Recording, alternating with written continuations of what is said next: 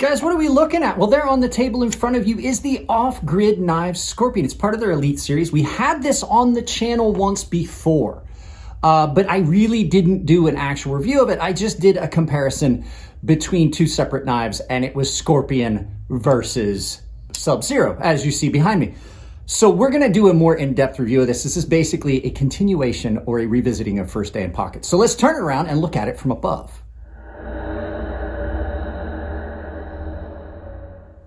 Guys, like I said in the intro, this is the Off-Grid Knife Scorpion. It's part of their Elite series.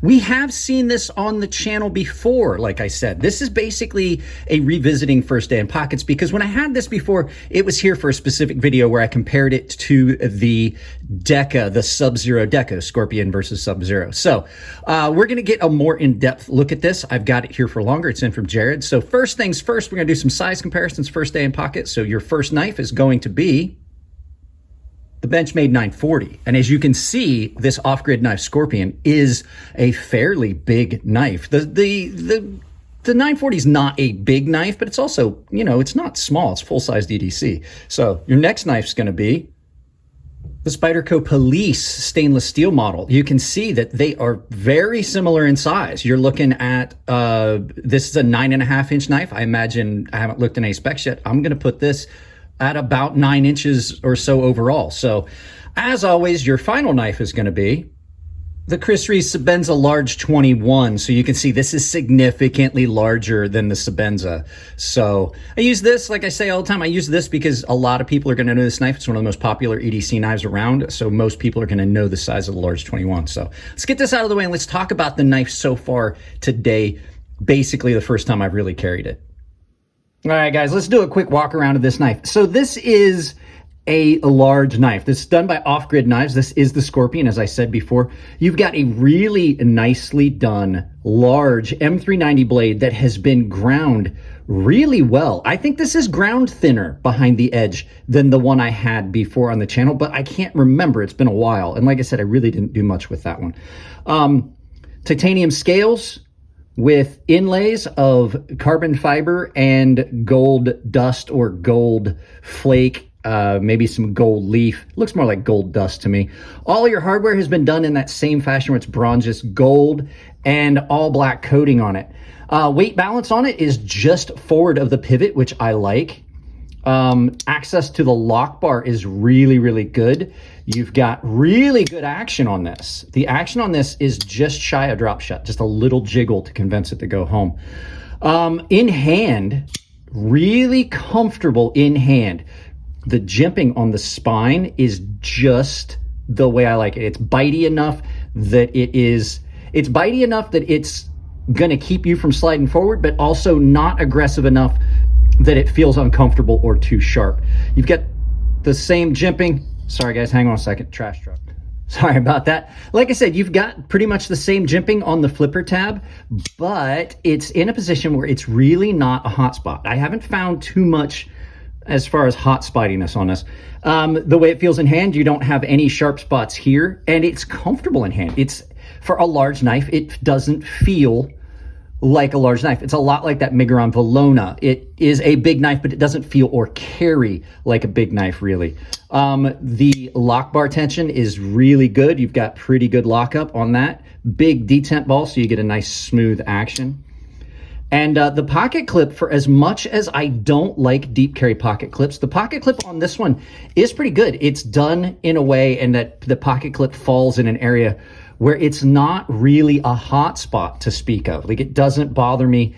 A lot of times I don't like the deep carry pocket clips, which means that this relatively large knife, you can carry it in the forward position closer to the zipper of your pants pocket as opposed to the back, because it sits nice and deep. And a lot of times you have problems with that because a knife that doesn't have a deep pocket clip like this can actually dig into you when you sit down or driving or things like that. It'll kind of dig and drive you nuts. The pocket clip is reversible, and they have used screws on it to prevent the holes from getting dirty. So you have an extra set of screws, which I always recommend. So that's pretty much all the good stuff. I mean, really good blade shape. The grinds have already been, I already talked about it. The grinds are really done well with this swedge, harpoon style swedge on it.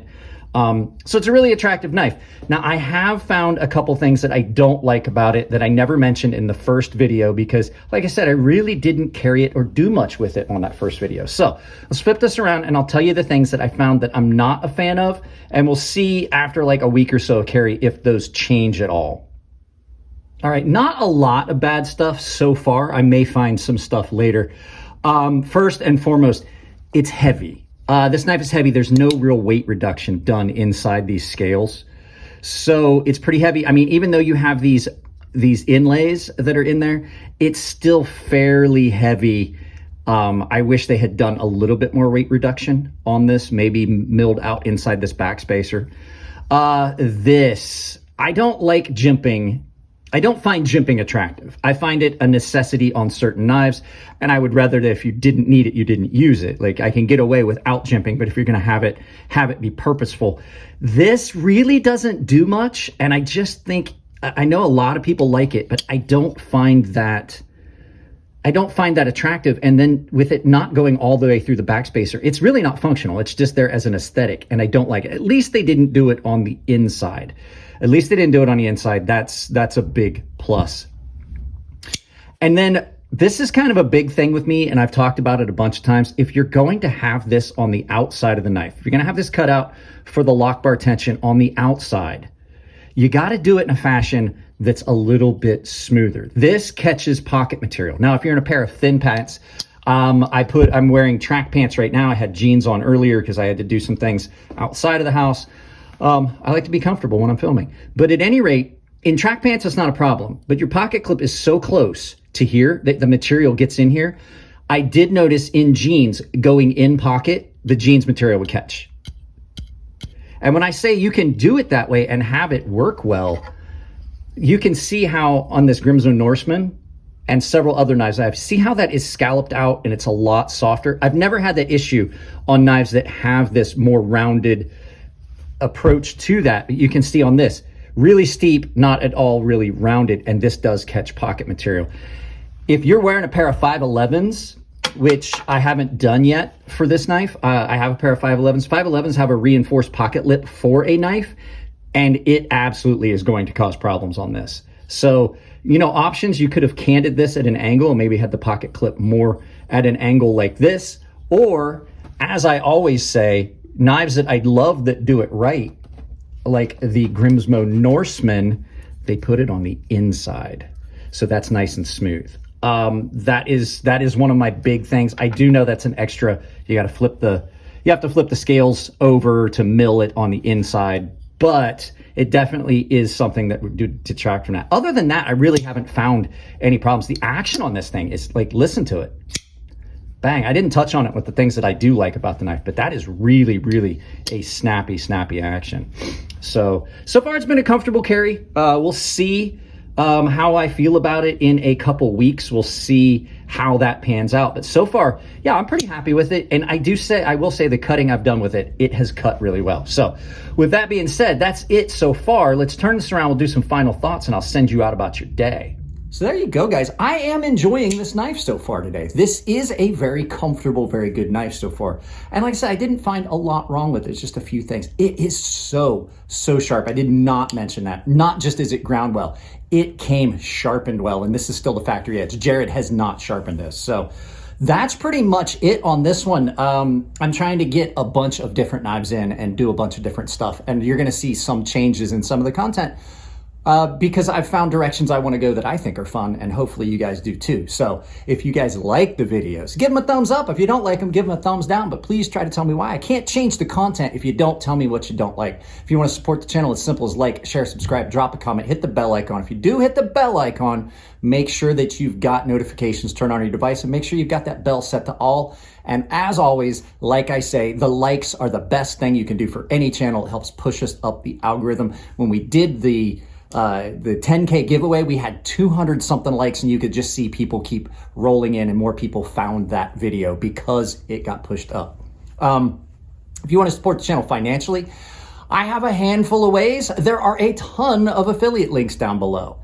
Any of the affiliate links that you click on that are the Amazon links, it does not matter. You can just use those as a way to get to my affiliate store and then do your shopping from there. So if you're buying ashtrays or, you know, absinthe. It doesn't matter what you're buying. As long as you're using one of those links, I still get credit for it. Coffee Brand Coffee, one of my favorite affiliates, has got a 5% discount associated with my affiliate link, so you can get some of the best coffee there is out there. I'm drinking their eggnog right now.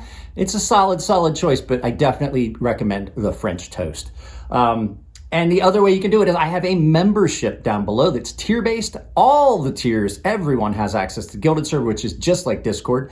Baseline and premium members are automatically entered into giveaways that I do on the Gilded server. And the premium guys have access to a sharpening tutorial series here on YouTube that's behind that paywall. Guys, that's it on this one. Keep it clean in the comment section. It makes it easier for us to moderate, and it makes sure that your comments actually get seen. If it's your birthday, happy birthday. I love you all, and I'll see you in the next video.